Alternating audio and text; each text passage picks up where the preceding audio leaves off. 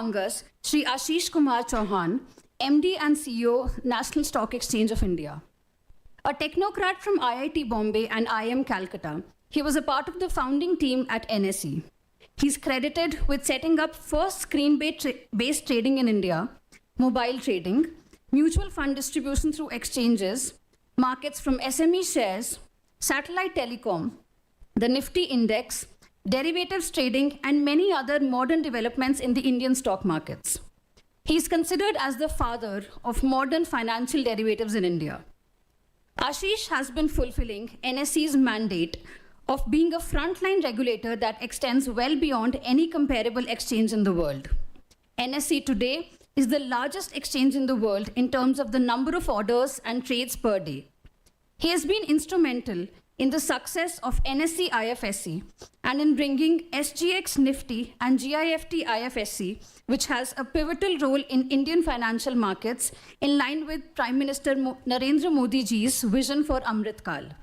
He has also played a significant role in the establishment of the social stock exchange. Prior to joining NSE back in 2022, he was the MD and CEO of the Bombay Stock Exchange for 10 years. He is a member of the University Grants Commission and the Chancellor of the University of Allahabad. He is on the board of IIM Calcutta, ONDC, and other institutions of repute. He is a faculty at Nottingham University, UK, and Toronto Metropolitan University, Canada.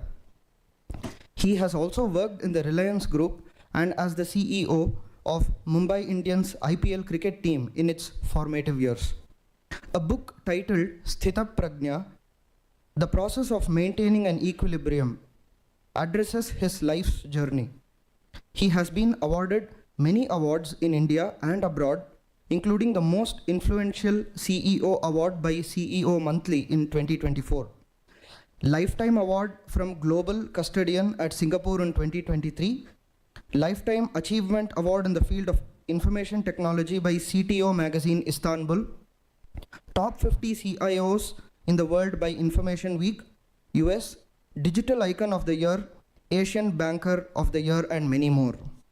We are honored to have you with us here, sir. Thank you.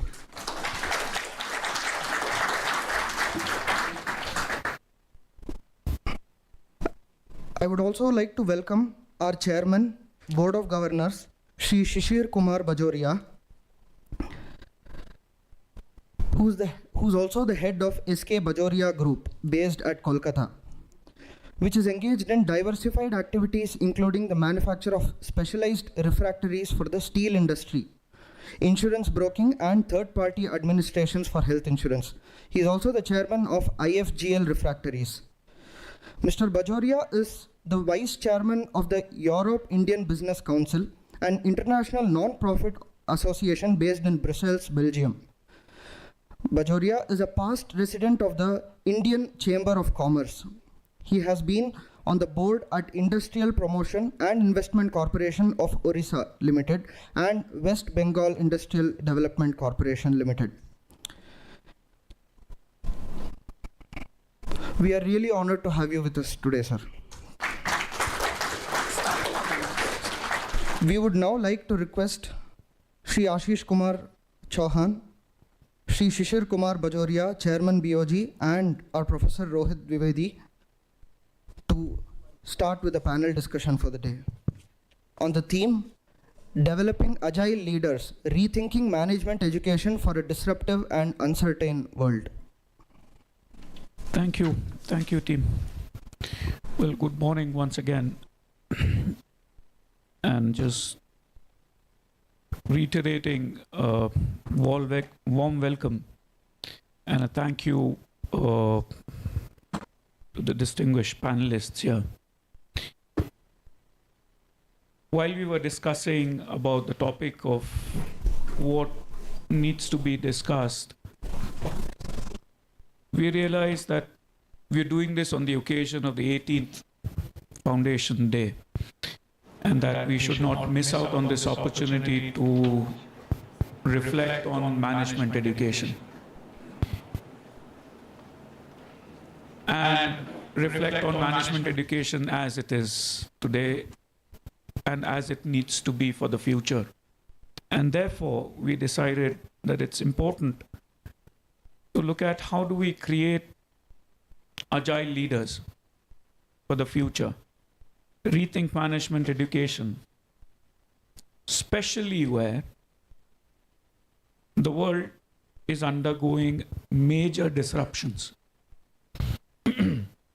Major disruptions, and things out there for a lot of people are uncertain. So we're talking about uncertainty coupled with disruption. Artificial intelligence, climate change, and the realignment of the global economic context, primarily led by the global south. These forces are fundamentally changing the way we lead, govern, and operate our businesses. Therefore, we considered it appropriate to seek this opportunity on this August occasion. Educational institutions and educationists have always built a foundation for a resilient community. The bigger question which we need to resolve as a discipline, which has so far remained mostly Euro-American,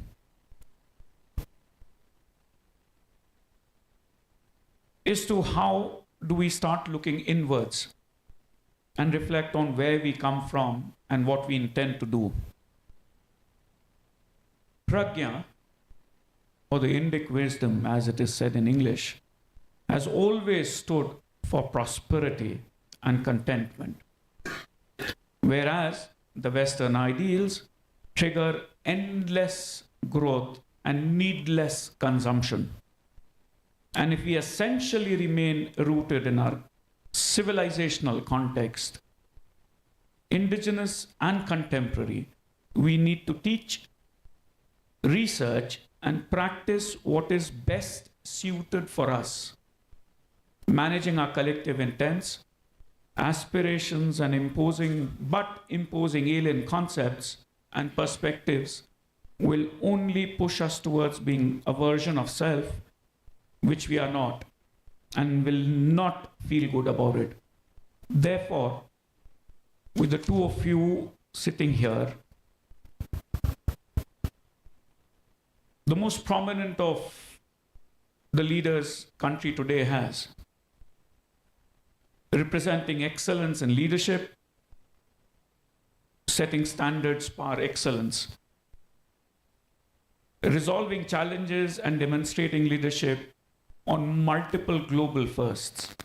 Mr. Ashish Kumar Chauhan, CEO of National Stock Exchange, ex-chief of Bombay Stock Exchange, Shri Shishir Kumar Bajoria, Chairman BOG, an illustrious Indian business family. This is an opportunity for all of us to host both of you and listen to your experiences. Well, to make it quick start, may I request Mr. Chauhan, you've been at the helm of affairs, managing and leading firms and large organizations, and now steering this institution which manages the entire corporate world in the Indian context. Besides the fundamentals of Indian economy and redefining itself, stock market trading and investments, far beyond the simple human trading, what we are seeing and learning about is AI-based trading, which is all set to revolutionize the way trading and wealth gets created. It is exciting and challenging, but it comes with significant ethical and operational challenges. So as a CEO of the National Stock Exchange, how do you view AI's role in transforming corporate governance in India?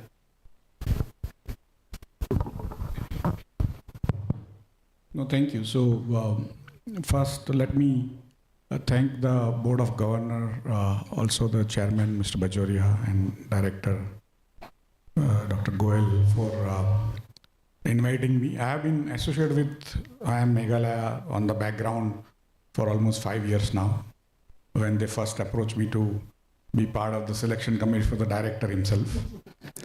And then many other things I've been associated with IIM Shillong. So I'm grateful for the cooperation and also invitation for being here. The other thing I wanted to announce today is that NSE is going to give 2 live terminals of a company called Cogensis, which is owned by NSE. It's a real-time terminal where people actually are able to even place orders now onwards. It's competing with Reuters and Bloomberg. So all of you will be able to see and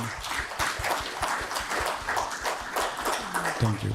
Train yourself so that you become useful to your potential employers, whoever is interested in doing finance work. When you go out, real-time finance is quite different from what is taught or what is thought about in academics, and it's changing every day.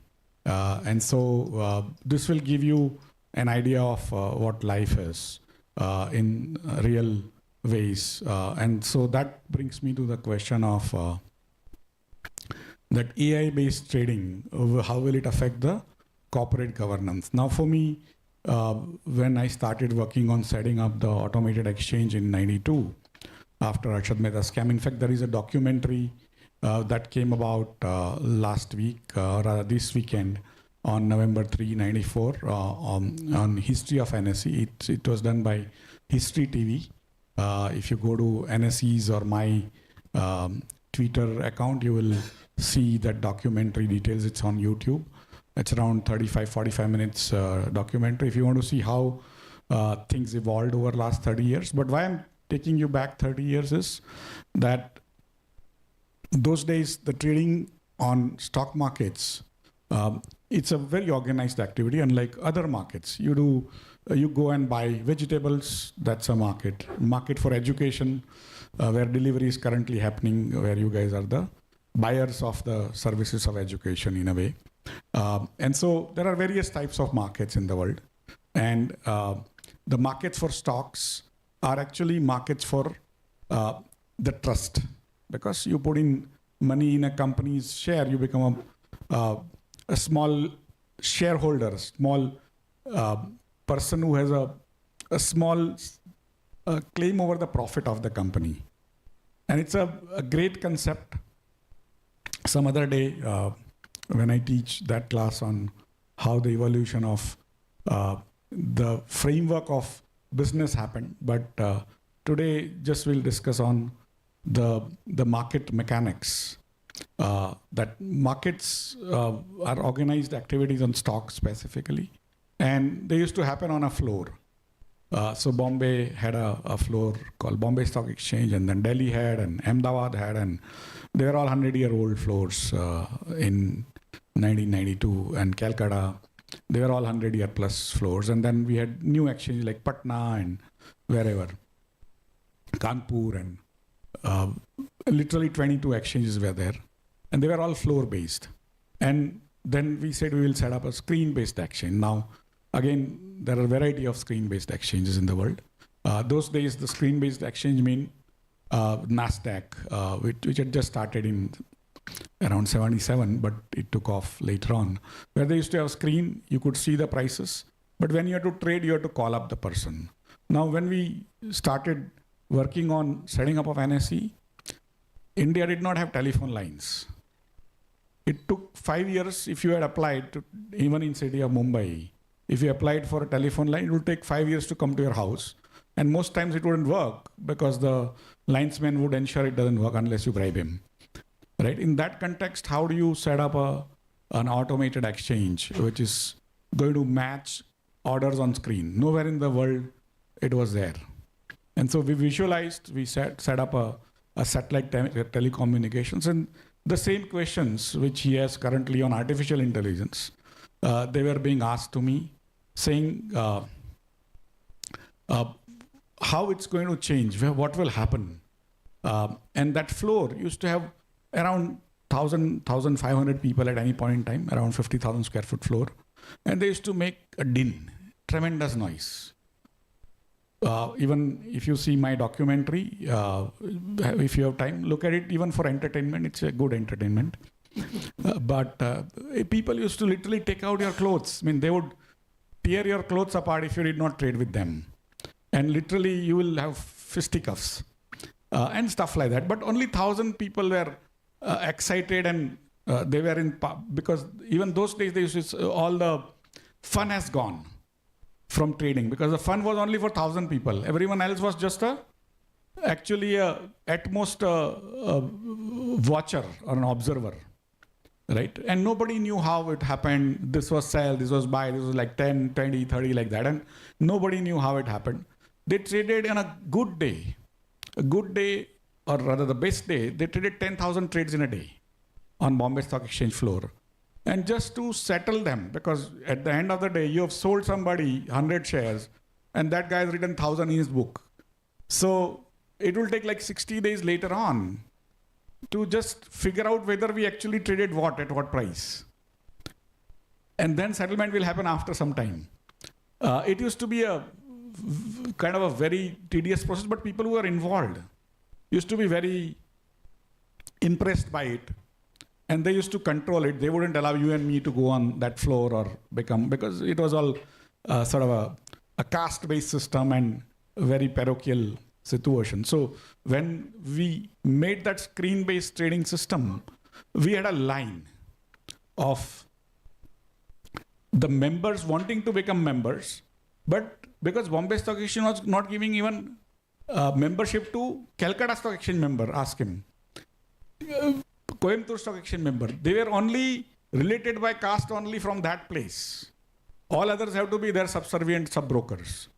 And so last week, one of the sort of doyens of Indian finance, Mr. Uday Kotak, told me that, Ashish, जब भी तुम्हारा form निकला membership का तभी मैं भी line में खड़ा था.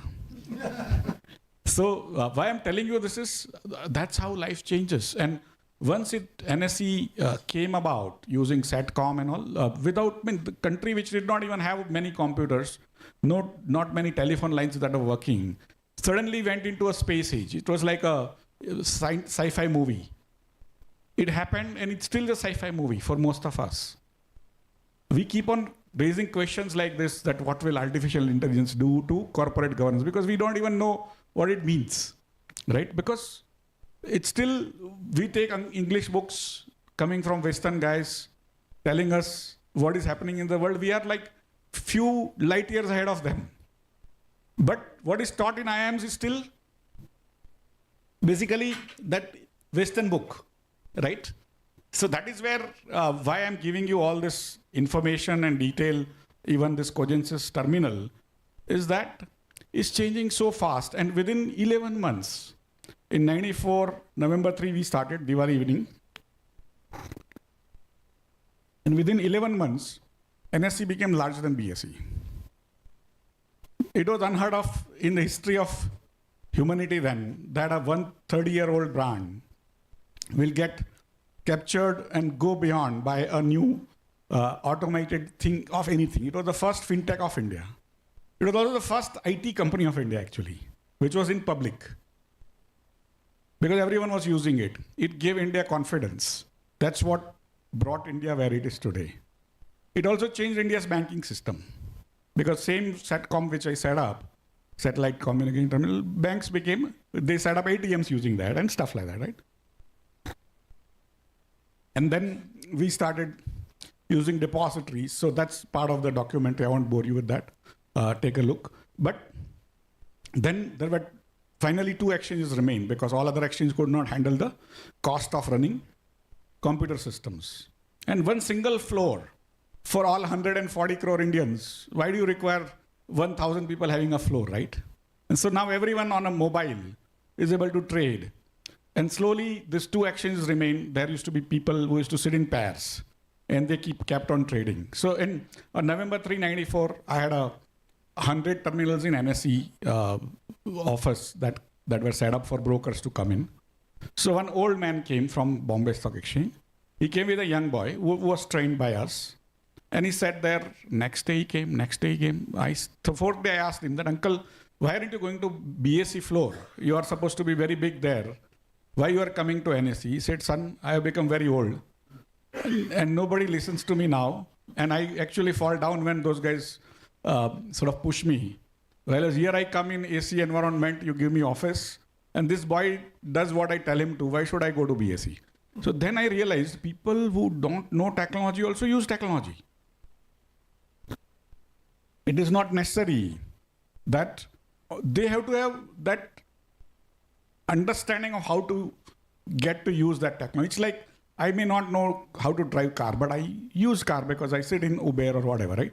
And that's what basically happens. And then this pair started doing trades, and then came algorithm trading, where the algorithms, computer algorithms, started placing orders on behalf of humans, no human intervention. And that's going on for now, officially at least for 15 years in India, unofficially for now 24 years. And today, more than 95% of all orders on NSE comes from algorithms, no human touch, right? So it's already gone. Now, how does it affect corporate governance? So I'll tell you the difference between trading and investment. Because if you don't understand what is trading, what is investment, you will get confused. And many people think stock exchange's purpose is to actually trade. The basic purpose of exchange is actually not trade. Basic purpose of any exchange or any market is to give something called price signaling. Signaling the price. It doesn't have to trade. A real estate market tells you that in your area, a price of some 5,000 rupees a square foot is there. That's a signal. You don't trade, right? You don't trade every day. Probably nobody trades. So the price of a market, the purpose of a market is very different. It's not taught in schools because it is not written in any Western books. But the price has to be absolutely sharp. At that price, you should be able to trade, right? If you're able to trade anywhere, it's fine. So that's where basically the pricing or the mechanism of trade works. That what is a trade, right? A buyer and seller, they agree to exchange, they decide on obligations, and they exchange the obligations. It's called trading, clearing, settlement. Some other day on that, but basically that is the trading part. Now you can trade vegetables on that, you can trade phones on that, you can trade agriculture commodities on that, whatever you feel like, real estate on that, insurance on the same framework. That's not very different. What is different is basically in stocks. When you buy a phone, you buy the phone, you pay 20,000 rupees or 15,000 rupees, and that's it. It's between now you and the phone. If it doesn't work, you buy something new, right? But in stocks, when you put in money, you're expecting some returns later on, right? So it's for long term you invest. And that's why the trading portion may remain the same. In vegetables, in gold, in silver, in motor cars. Clearing settlement also may happen similarly. But after that, in finance, you need to take back the money and also returns. In other things, you don't have to, right? And so when you invest in stocks, you are investing in the trust that that person, that people who are running the company are going to make profits better than last year or better than previously you thought, and then that profit will be available to you. Many times they can make profits, but that profit will be siphoned off, not given to you. That portion is called corporate governance. It has nothing to do with trading at all.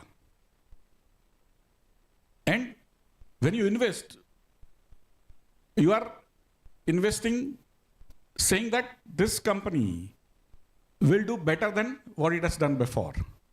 Now you have to be God to predict, right? So, but still all of us predict. Most of the times we are not that good at prediction. Some people are good at some prediction, but broadly. So the trading is just a buy and sell, buy and sell. investment is something which is for longer term. And then corporate governance is something which corporates have to do to keep your trust in ensuring that whenever that profit comes, it's available to you, and that entire company will work for the benefit of the shareholders, right? So these are three distinct activities which we need to worry about. Having said that, the artificial intelligence like electricity will cover everything in the world, right? When electricity came, nobody thought that it will be in my hand to be speaking to you far off, right? People sitting in the last row also. And similarly, it will be used for mobile phones or running cars and all. People who created electricity didn't even know what it is useful for, right? Similarly, people who created the AI models didn't even know where it is going to be used. And when I was studying, I used to work on neural networks, which we thought was computer intensive. We did not have the money to do computing power. But slowly computing power improved and those models have started working really well. It will be useful everywhere. From running companies, that is corporate governance, from trading, from clearing, from settlement. So it'll be all pervasive. And many things we do, like today, have you seen ChatGPT? Have you used it? Many of you say no because you are actually using it for your exams and other things. But basically, ChatGPT has a problem, or all of them have a problem of hallucination, right? They give you answers which you have not asked for. And that's where your teachers catch you saying, boss, where did you get this from, right? So basically, if I give it in, say, my trading system, that you are placing an order to buy at 100 rupees, one share, and my AI on its own decides that 100 rupees is not correct price for you, it is 200 rupees. Will you agree? You will not agree, but it says 99 you will agree because 100 you are willing to buy anyway, right? So 90. So why I'm telling you this, that AI today is in what you say large language model, LLM, is not, it's a language model. It's not a deterministic model, nor it is an action model, right? You can try to make it into action model, but there are other action models which we call softwares, which are in a way used by computers even otherwise, right? And then like the AI, how it was used in trading, for example, you asked. In 2019, whenever Trump mentioned China in his speech, I mean, I have algorithms in my brokers and traders. Whenever he mentioned China, that algorithm will pick up the word China and start selling Chinese stocks, okay? So he probably, in some speeches, he was actually praising China and still the stocks were going down. So these are the ways the world is going to create those algorithms. Some will work, some will make money, because there is also a framework of speed. Because if your AI model takes long time, my systems and my people who run algorithms work in microseconds. A second has 10 lakh microseconds, 1 million microseconds. So I give you response time in a 1 millionth of a microsecond, and you capture that data, capture all the news, you just come till that microsecond, and again place orders, right? So if your algorithm or your AI is going to take longer time, it is already behind the scene. By the time the world would have moved, right? So there is always a dichotomy between speed and good amount of thinking or calculations, but that is only for the trading. For the investments, you are doing it for long term. So seconds also don't matter, days also don't matter, because you are doing for years and literally tens of years, right? So there are many, many complexities to what gets talked about, because it is so non-transparent to all of you, even the academics who are sitting outside, of how, when, where we do things. And that's where many of these misconceptions happen. So I just wanted to almost take a full class on all these things. But having said that, I think Chairman sir also has to speak. So I'll leave it to that. Thank you. Sir, I'll just stay with this idea and then come to you. which is important. And just about a week back, there was this video where NVIDIA chief is interviewing Mr. Mukesh Ambani. And Mr. Mukesh Ambani is talking about how Jio has taken over all the data companies in the world, all put together, AT&T and others. And NVIDIA chief reverts back to him saying that, no, the reason why you've been able to do that, because you have an advantage of the market. The sheer size of market which you play with gives you an advantage which no other company anywhere in the world gets it. To which again, Mr. Ambani reverts back saying, yes, we have that advantage, but you've got to also look at the cost at which we are giving that data to a common citizen, to any user anywhere. Now, that is where I would want you to guide us and tell us out of your own experience. It works well. We know that the industry has a bias for action. You are the first one to go and implement. In a country like India, UPI has proven itself so well globally. NSE has done it so well. But the truth is, when it comes to implementation, what we get to read is that there is a major resistance. Is there any resistance which you had to overcome while bringing about this transformation? Always there is resistance to change, because people who are benefiting out of the existing status quo, whatever is there of doing whatever way, they will resist the new thing coming. So when I was young, I watched a movie called Naya Daur. You might not have seen that, because even for me, it was like way beyond me in terms of generation. It was Dilip Kumar, which was my father's generation. And it got, when it was published, that movie was published, it got a President's Award, but nobody watched it. The movie was an interesting movie. Even now it's available. You search for Naya Daur somewhere and you'll get it. It had like a railway station, and the hero is a tangewala, that is the guy who does the horse cart, and he used to ferry people from the railway station to the village. And then there were hundreds of them. And they would, of course, in the movie, they sing songs and do many other things, right? So they used to do that. And then one day somebody said, I'll bring a car. So I'll ferry the people from using car from the same railway station to the same village. Now that was a competition with a higher technology. So they wanted to resist it. They thought this is a new competition, right? Because it is also requiring more capital. Car is costlier than compared to a horse cart, because they already, all of them had horse carts, right? And there were many, the entire ecosystem had developed. And then on that day, they took great care and worked very hard to prove, and actually in movie, the horse cart won. And car came later. But after that, the car always came first. It's just that it's not shown in the movie, right? And that's why people didn't even see the movie, because they know that this is bogus. Technology always wins. It is people who are benefiting out of that want you to think, sometimes in their innocence, sometimes in their lack of understanding how technology evolves and why it is so important.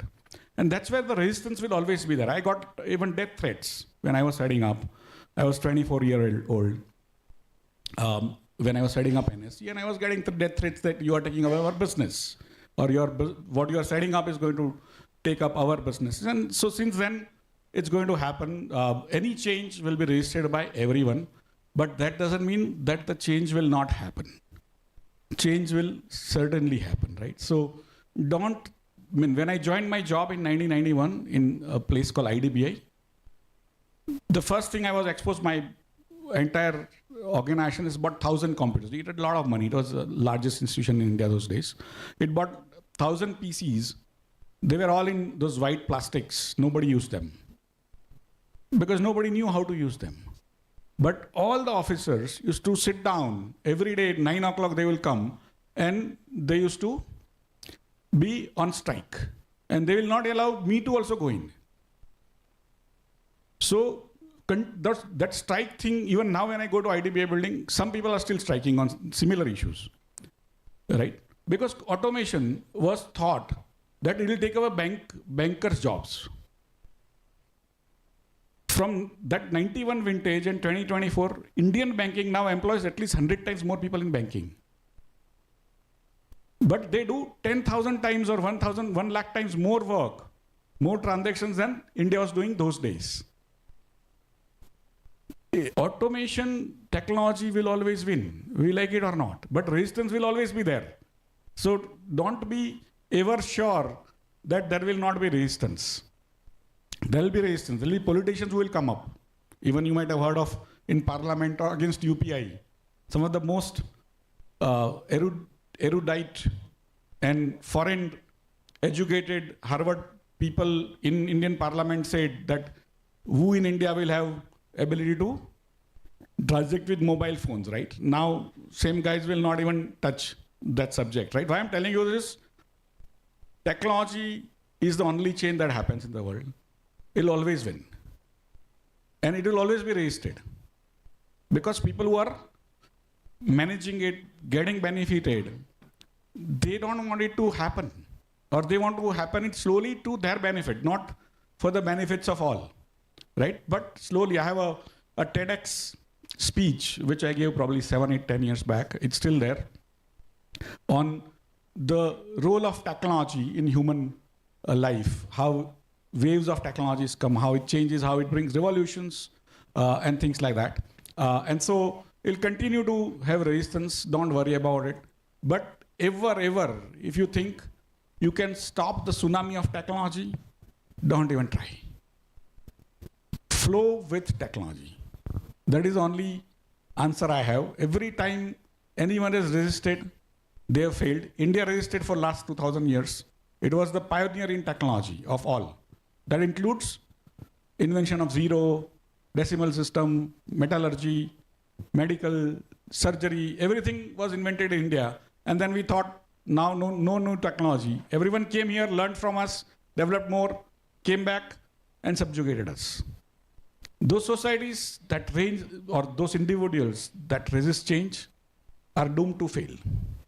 And we have to learn from our past as collective that this is one place, technology. Last 2,000 years, when the technology race was run, India were not even in 10-kilometer vicinity of the stadium. Today, again, by quirk of fate, by quirk of hard work of all your parents, we are at the front line of running off that technology race. And that technology is the only change that happens in the world. That technology is the only wealth creator. And so, and technology waves are coming faster and faster and faster. And so wealth will be created faster and faster and faster. And who can create that wealth? Who can learn newer technology? Young people. Which country has young people who are technology oriented? Japan, old. China, suddenly old. China now is losing around 1 crore people every year. By year 2100, they will halve the population of India. Then you go to Europe, old. It has become museum. America is old unless Indians go, right? So effectively, we have basically young population, and we have young population next door, both Bangladesh, Pakistan, but they are not forward looking. They're not technology oriented country. We have by quirk of fate become technology oriented country. And that's where whatever wealth that is going to be created in the world for next 30, 40 years will be almost similar to what was created in last 10,000 years. And most of that will be created in this place called India, right? So all of you are lucky to be in the right place, right time. But only remember one thing, technology, technology, technology, right? So thank you. And that gets us to the next point where, sir, I would like you to respond to it. Is that yes, and this is something which you also mentioned in your welcome address, is a development growth is important and that's needed. And generally people assume that growth will happen mostly at the cost of ecology, environment, context, community, and values.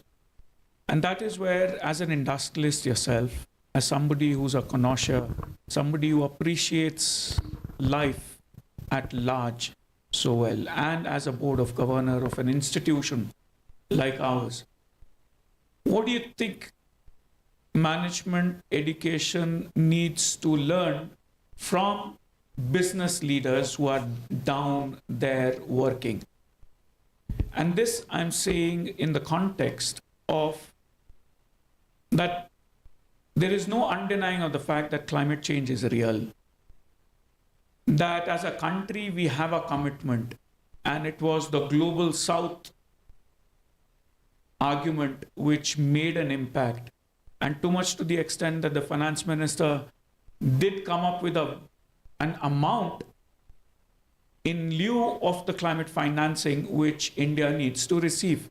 Now, making that commitment at a national level, at the ground level, as a leader, what do you think? How do you feel business leaders need to shape this sense of responsibility? Thank you. Well, first of all, I'll make one or two points. I'll elaborate on what Ashish ji just said.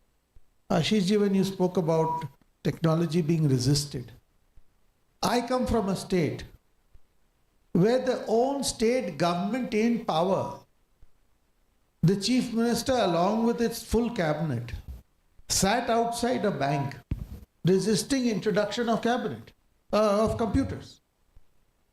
The chief minister and the entire cabinet sat outside the bank on the doors resisting the entry of computers.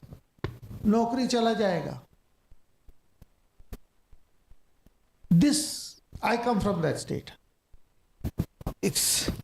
I can let you a secret. I also was in the same political party.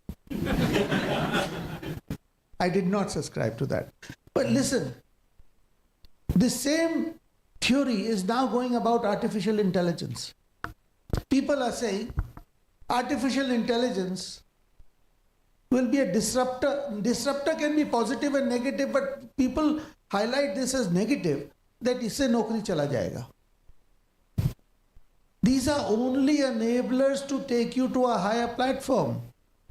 That film story which Ashish ji gave, wo ghoda gadi and motor gadi, why was the resistance?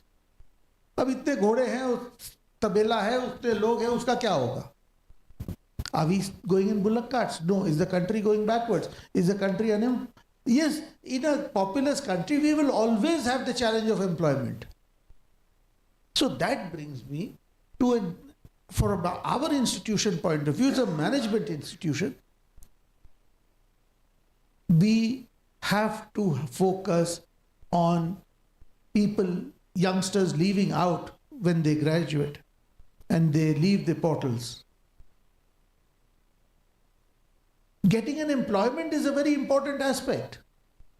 But instead of just simply being job seekers, think of being a job provider. And I'll give you one small example. Maybe you all have not seen this advertisement because it's a bit when I was younger, when mobile came for the first time. So here is a mobile phone ringing in a panwala ka dukan, and a couple is standing. So the wife tells the husband, "Aapka phone." He says, "Nahi, aapka phone." They looked up at the panwala. His phone. No, not even his phone ringing. Sitting at the bottom of the panwala, sitting at a pedestal, was his assistant. Uska phone baj raha tha. Look, that panwala also created employment. We have to be thinking of employment generators, not just seekers. Of course, we will be employment seekers. Don't get me wrong. Coming back to AI, we are quite a bit in the dark about AI. So, जो भी चीज हमको पता नहीं है वो AI है. And what was said about AI answering something and we copying it. This is like in my times when we used to cheat from books. तो हम रेफरेंस नंबर पेज नंबर भी लिख देते थे, पकड़े जाते थे, क्या करें. Now, climate change, this is a reality. And here environment plays a major role. If we disregard environment, if we disregard nature, we are all creatures of nature. Climate change will affect us. It is already affecting us. Now, it's unfortunate what I did say in the morning speech. In our system, in our Sarkari system, there's a huge conflict between the environment department and the industry department. Environment department का सब कुछ बंद कर दो. See, if there's a factory which pollutes, the simplest thing is shut the factory. The smoke, there's dust pollution, बंद कर दो.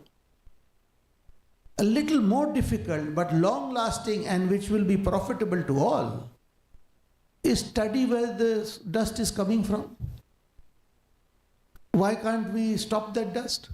What do? We do two things. Either उसको बंद कर दो or dust allowance दे दो. But how does the dust allowance help anybody? Does it even help the worker? No, because he is the one who's inhaling the dust. Giving him that money, give him protective gear. First of all, see how you can stop the dust. This is another factor which we have to consciously, as a country, and here I'm addressing as a country. Global South. The world has ignored Global South because Global South, as the word is not the powerful part of the globe. So it's always the Global North's voice. If you have not followed the last G20, which we hosted in Delhi, the summit,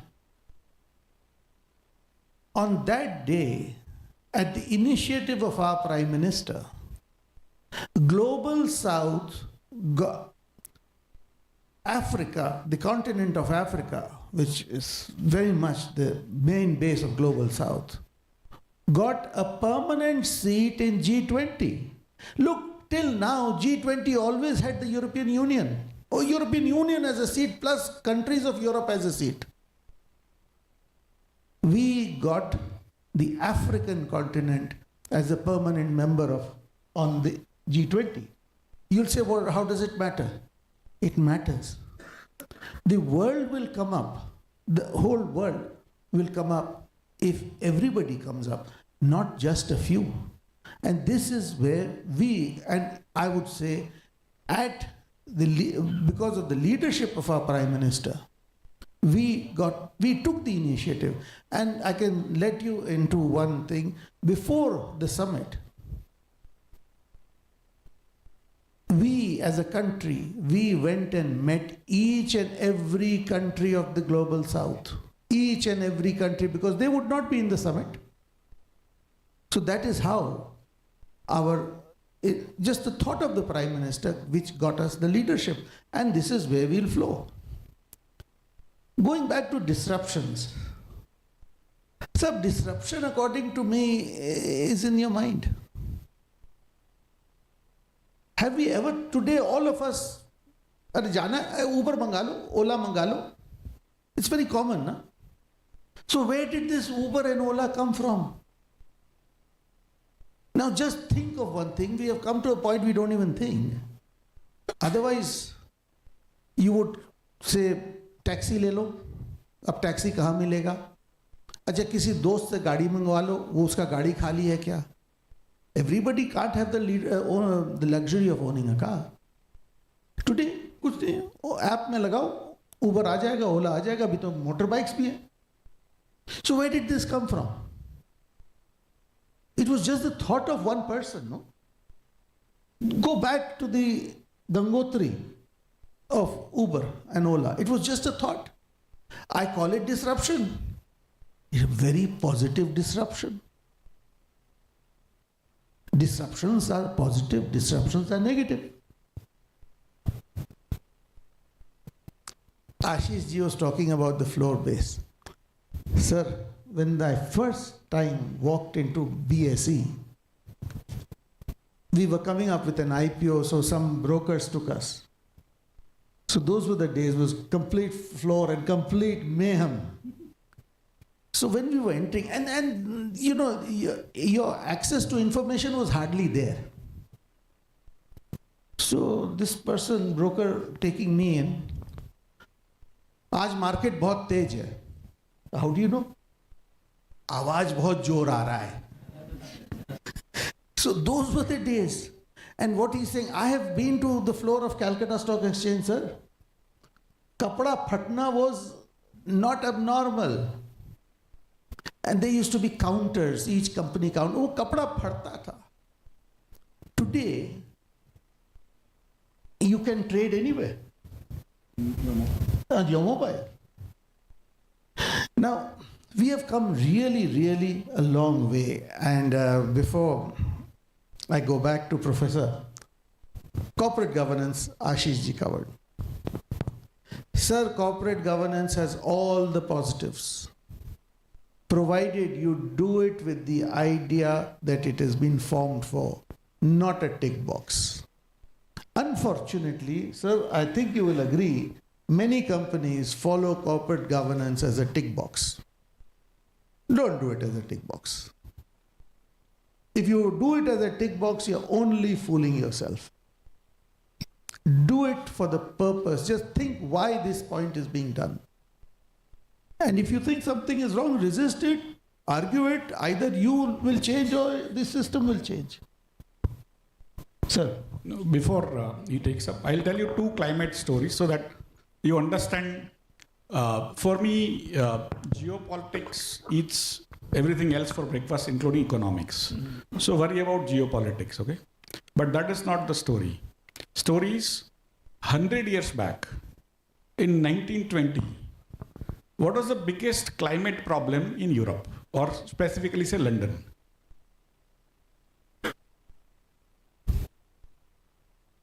It was horse manure, okay? On the roads of London, which used to create plague because it was not clean. It was like feeds of horse manure, okay? Because horses were the main way to drive. If you've sort of seen those old Sherlock Holmes versions of Netflix, which keep on coming out with the same thing again and again. But basically, why I'm telling you this, environmental problems will keep on coming up, but it will be contextual to that time and space. How they get resolved is not by any crying over it, or doing conferences, or giving commitments to each other. They get resolved by technological new changes.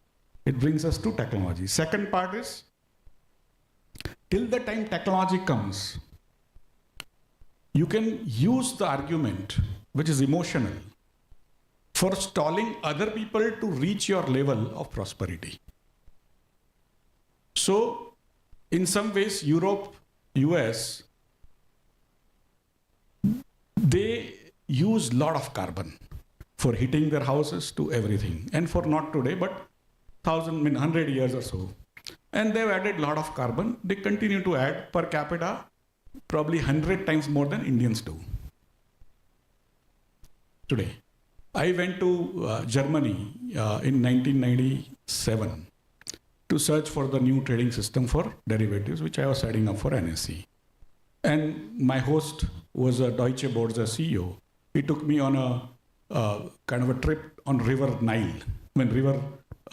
They have some river in Frankfurt. On that river, Rhine, it's called Rhine. So on that river, we were doing all that cruise and all. And then he suddenly said, "Sir, this river has no life." So I said, "What do you mean?" And he said, "This river cannot sustain life because we have put in so much chemicals from the surroundings of those factories that this river cannot even sustain algae, let alone fish. All European rivers have gone dead. That's why we want all our industries. We have acid rain. That's why we all want all our industries to go to low-income countries. So one of the low-income country, not one, but 10 of them woke up in Asia, like Thailand and Vietnam and Cambodia and all those guys. And China took over. And now China uses 50% of all the emissions in the world today.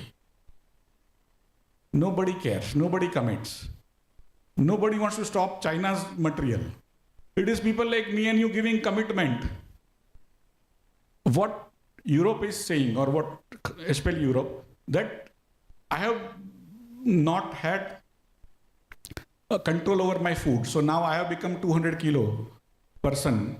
But now I need to do fasting because I need to reduce my weight. I have heart attacks and other things. But you are a puny guy. You are not getting even one time food, but now you have to do fasting with me. So whatever you are eating today, one time, now you have to do half time. So that is this climate commitments that we are giving, and those people who are in power, which is Europe and America, are taking from us. So I'm just giving you, which is called a concept of climate equity.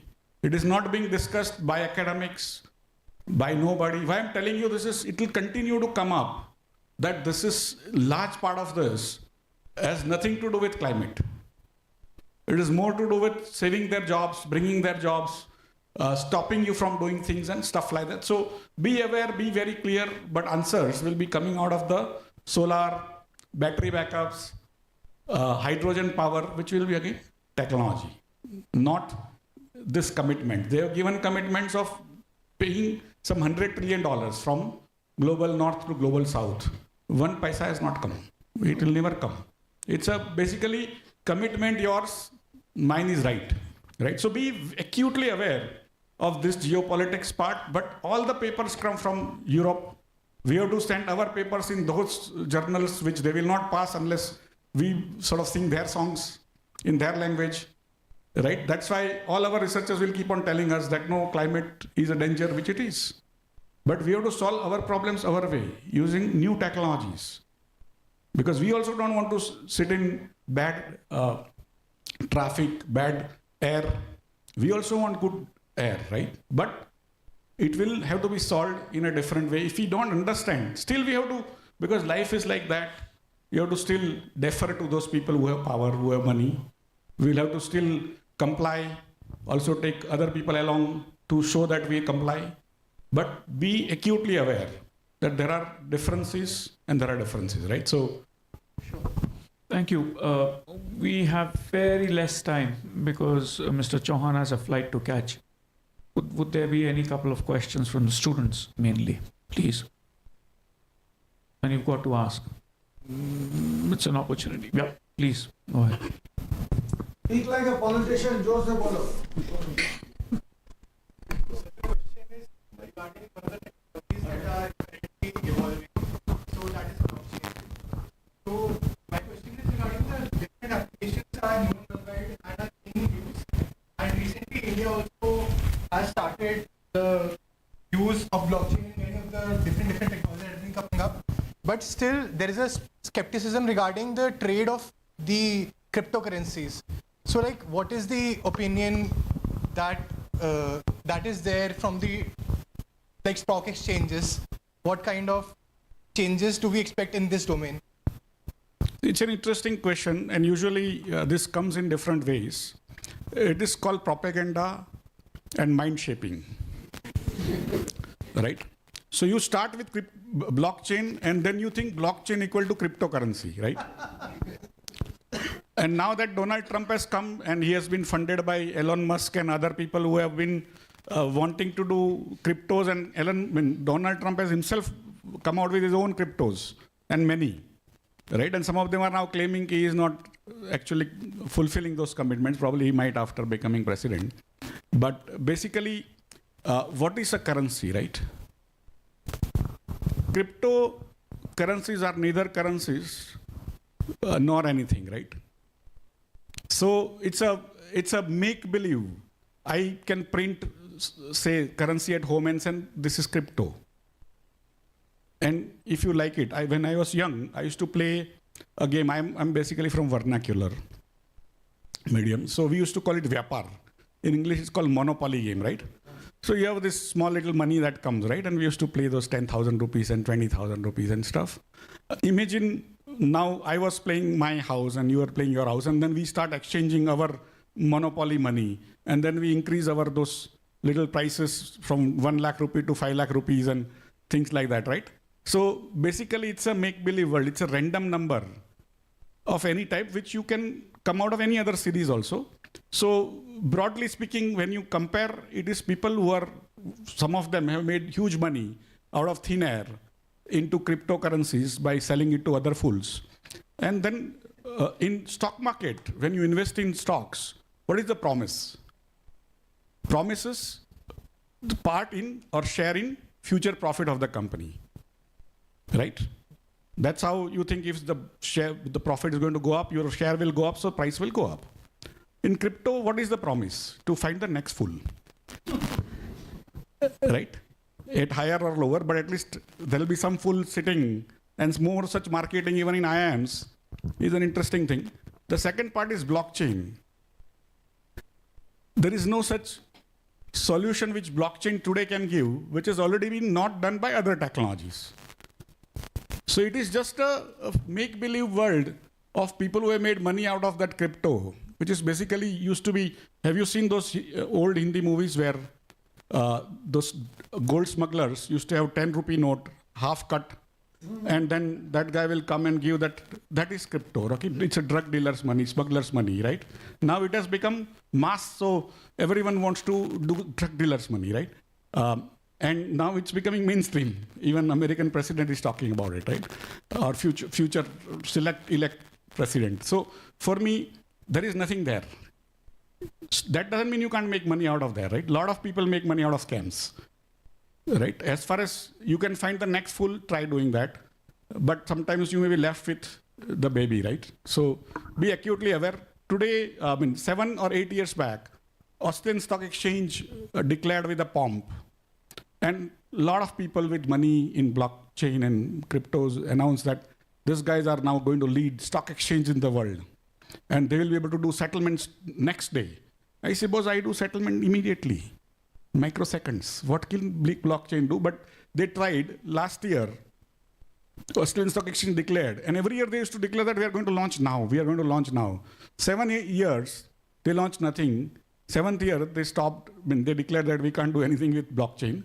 And this year, Australian Securities Exchange Commission has started investigation on the fake news they were generating. Of course, they would have spent hundreds of millions of dollars also, which would have gone into guys who were faking to be giving them the technology and so if you want to learn that technology as a curiosity, please do that. Today, it is not ready for mainstream.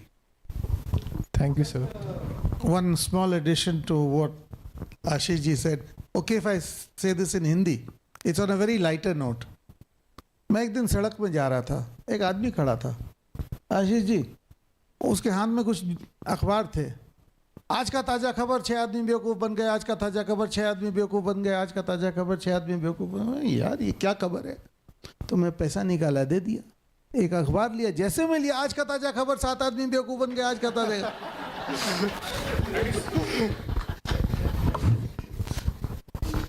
Thank you, sir. Thank you. One more last question.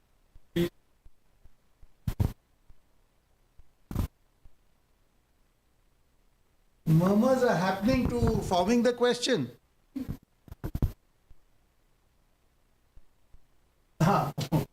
Consultation. Or it could just be a reflection. Go ahead.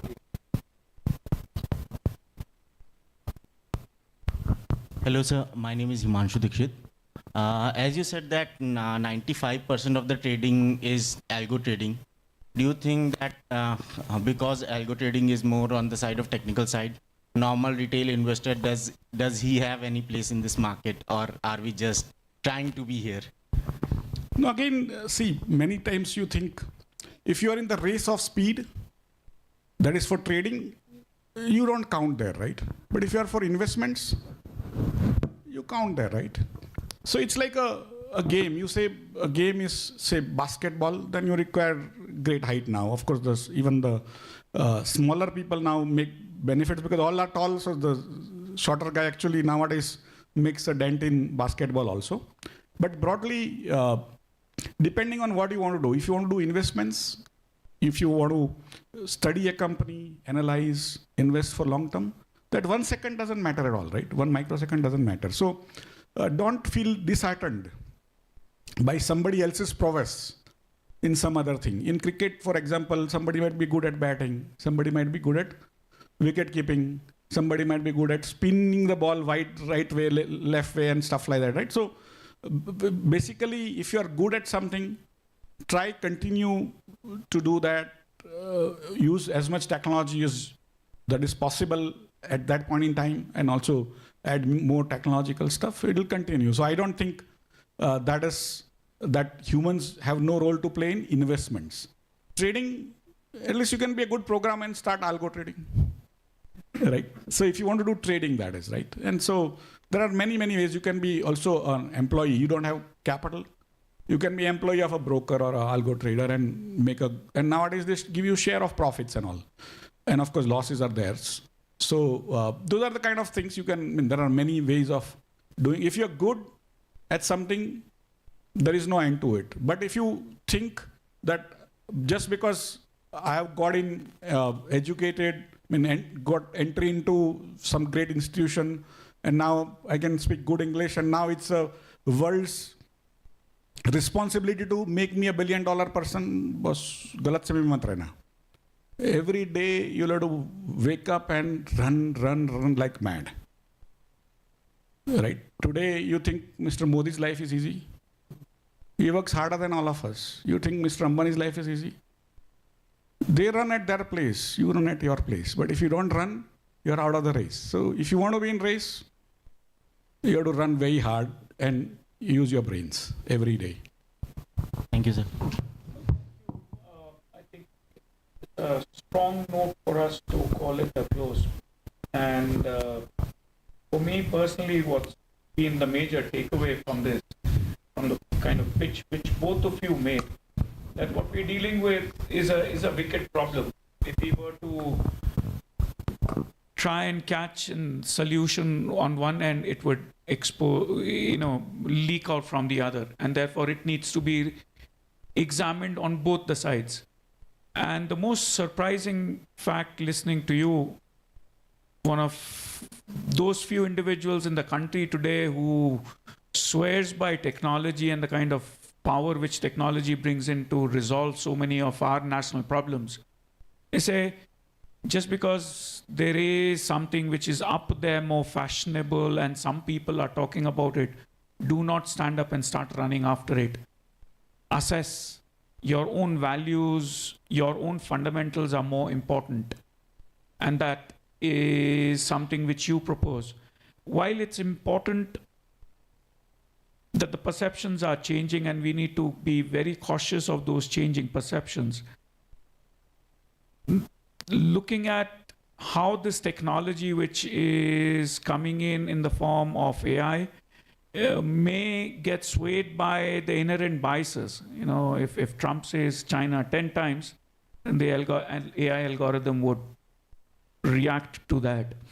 What's important here is leading through this technological evolution while technology itself is evolving, trying to find solutions to our own problems,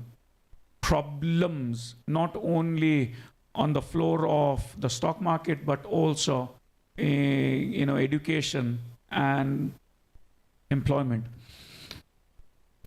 What's most important, and for me has been, is the emphasis which both of you are making, how important it is to stay rooted in the cultural context, in the civilizational wisdom. While you do talk about the latest of technology, you brought in aspects from the cultural, civilizational heritage which the country has. Well, thank you very much, sirs. Thank you, the audience, for gracing this occasion. Thank you very much. Please.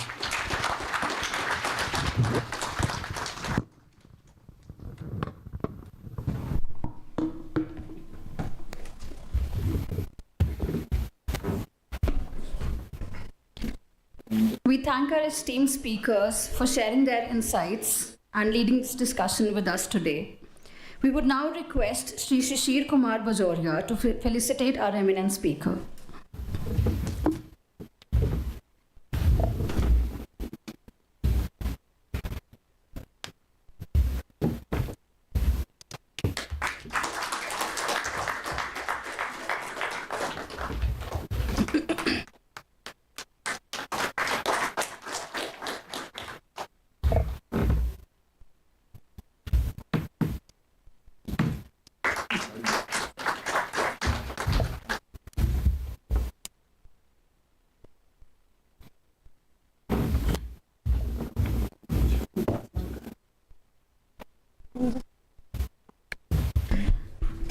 We extend our heartfelt gratitude to our speaker for an inspiring and insightful session.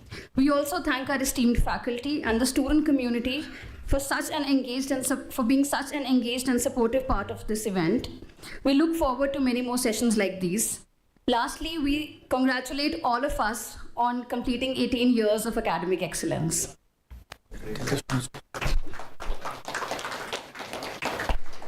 The students are requested to stay back.